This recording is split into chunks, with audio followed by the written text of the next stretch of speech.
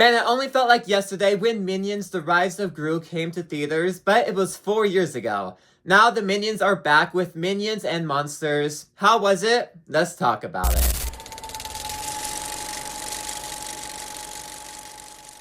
And, to put it simple, it's another Minions movie. Very much when you're going in to watch these type of movies, they're not Despicable Me, you're not going to get Gru as the main character. It is very much a Minions movie. The first Minions movie is heavily criticized because it is a Minions movie. You can only do so much with these characters because you can't even understand them. They're really meant to be side characters, but since these characters make a lot of money, they make them front and center, and that's how we get this trilogy. So of course, going into it, you're just expecting a Minions movie, and that is exactly what you get out of the movie. It's another Minion adventure featuring new characters front and center. We don't get the usual Kevin, Bob, and Stuart. We get new faces for maybe future movies. And speaking of the new faces, the new Minions that they make front and center of this movie, at first I was a bit hesitant towards them because, well, you have the first two movies featuring the characters you've already been setting up. It feels a bit too late to be switching main characters, especially since that those original three characters do not show up in this movie at all for the plot.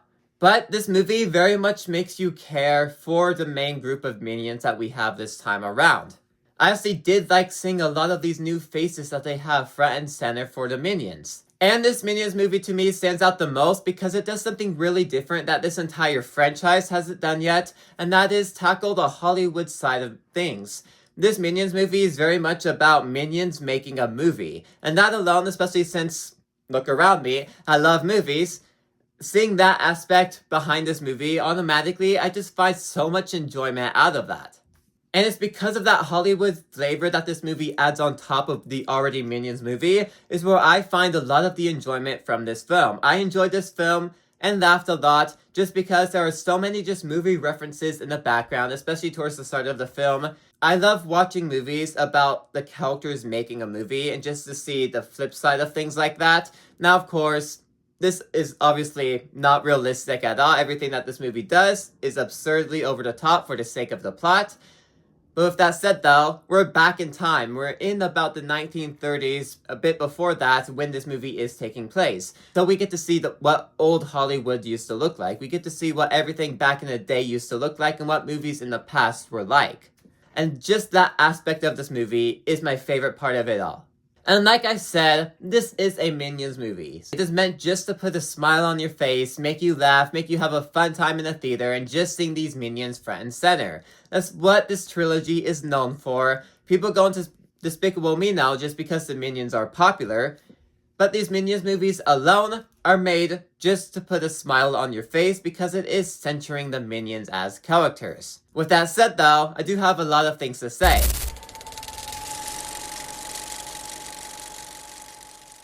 Now, I did mention how I like the Minions stuff and how it is a Minions movie, and that is what this movie is.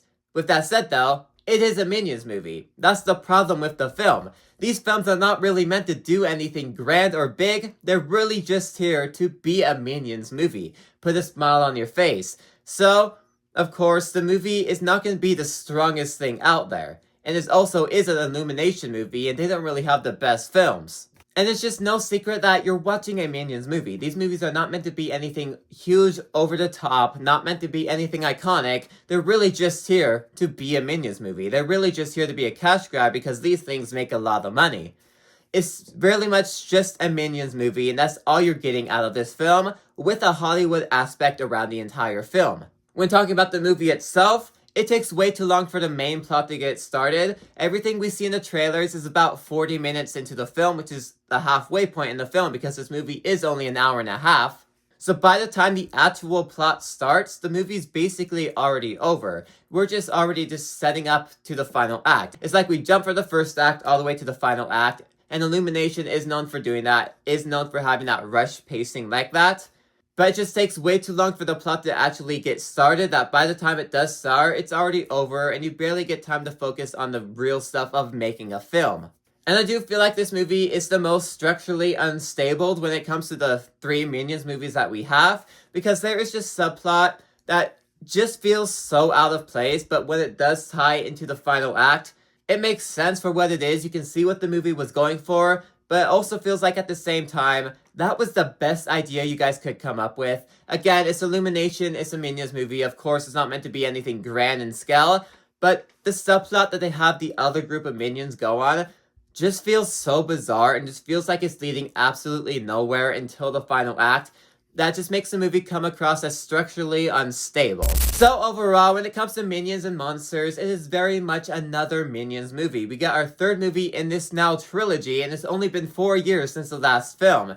It's really much just made to put a smile on your face. We get a new group of Minions, we get the Hollywood aspect, which is the saving grace of this movie. It's really just here to put a smile on your face. Sure, it takes too long for the plot to start, and is structurally unstable when it comes to the subplot, but I will never rewatch this, but it was fun for what it was.